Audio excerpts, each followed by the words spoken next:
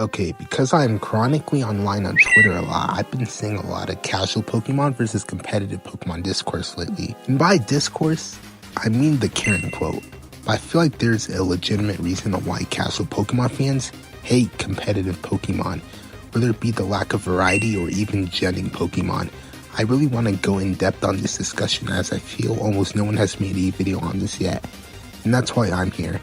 So I'm here to answer the question: do casual Pokemon fans hate competitive Pokemon? Okay, so I'm going to go over 5 reasons why casual Pokemon fans hate competitive Pokemon.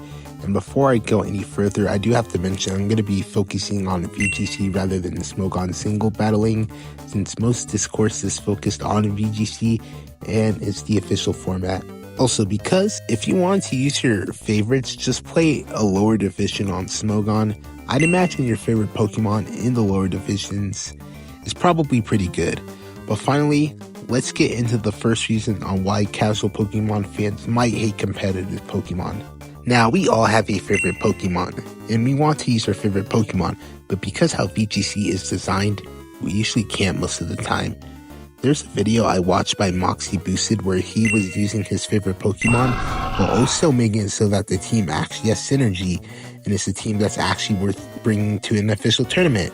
Unfortunately, most people in the comments had a pretty dumb argument of, well, you only used one of your favorite Pokemon if I was random Pokemon, you're not actually winning with your favorites. And the funny part about this is that they're actually right.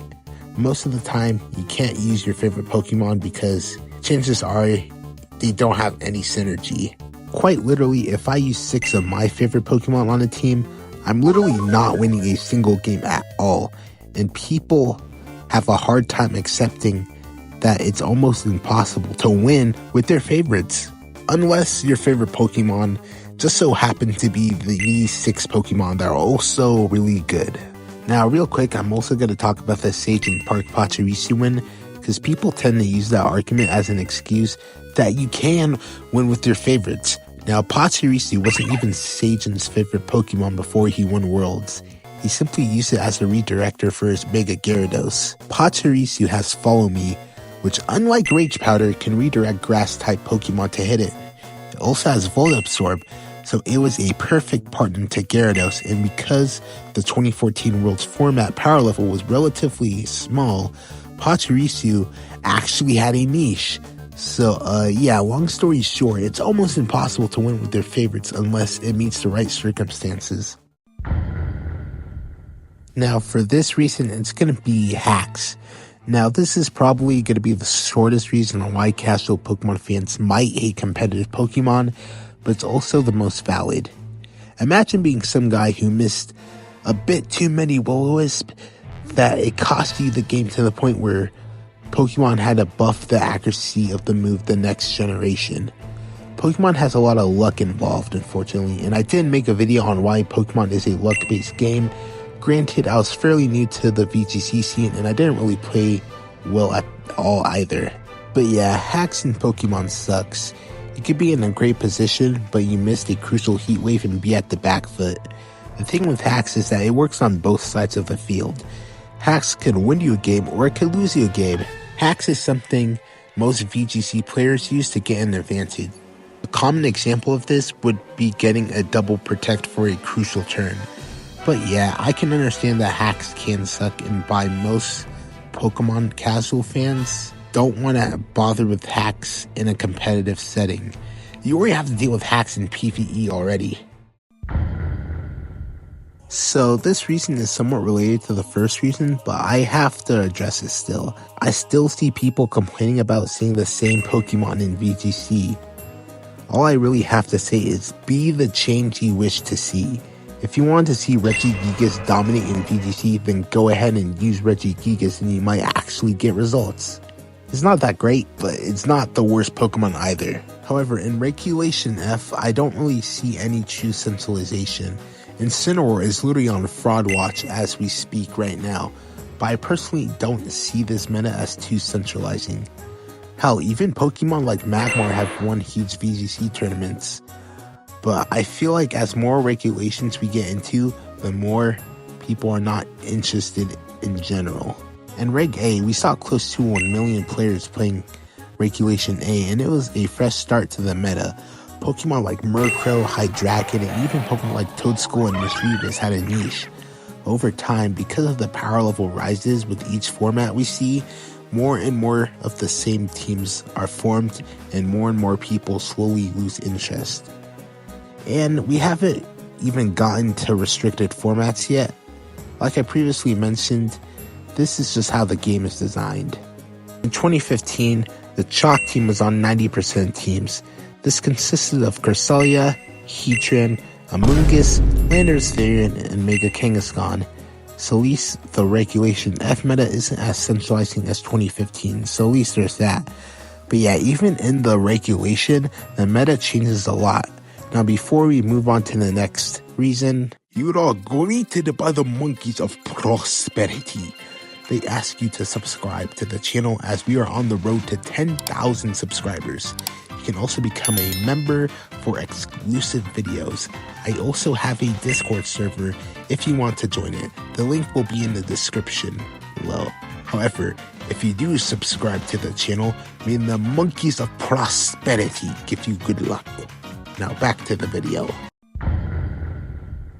This next reason is also extremely valid, and that is Pokemon is just an extremely hard game. I've been playing VGC for over a year, and I still forget that Armored Tail blocks priority moves. And speaking of that, how are new players going to know the mechanics of competitive battling when it's their first time playing? How is someone supposed to know that Psychic Terrain blocks priority moves, or something extremely niche as the Fire Water Grass Pledge moves? Also, I'm pretty sure most Pokemon players haven't mastered the type chart yet, because it's pretty hard to remember all the 18 types and their weaknesses, persistences, and even their immunities. And one more thing that scares casuals is just how Pokemon is played. You can get punished for playing too safe, or get punished for playing too aggressively. You only have 30 seconds to also think about a lot of decisions in a single turn. Oh my gosh, should I tear now, or should I save it for my other Pokemon? Pokemon is simply just an intimidating game to play competitively, and I don't blame you if you don't want to do anything with it. This is the final reason why I think competitive Pokemon is disliked amongst most casual fans, and that's team building. It's just simply hard to do. For a while, most people gen their Pokemon because getting specific IVs, or hell, even specific Pokemon was a tough task. But with the Indigo Disc DLC, this has been mostly resolved as getting items, Terra Shards specifically, have been pretty easy to do compared to a few months ago.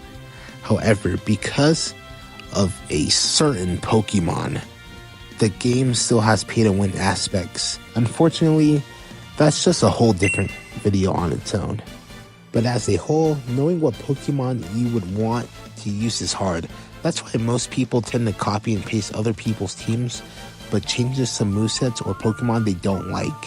If you're starting out VGC for the first time and don't know where to start, I'd recommend using a few rental teams to see what Pokemon you want to use and find good synergy in cores, and then go from there. Overall, I feel like the reason why most people don't like competitive Pokemon is probably one of the 5 reasons I mentioned, or it's just not for them. I've seen a lot of competitive Pokemon discourse over the past few months, but I didn't really see any videos of it, and that's why this video now exists on YouTube. Anyways, that's it for today's video. If you enjoyed it, make sure to subscribe and comment down below your honest thoughts on competitive Pokemon. Anyway, I'll see you guys in the next video. Peace.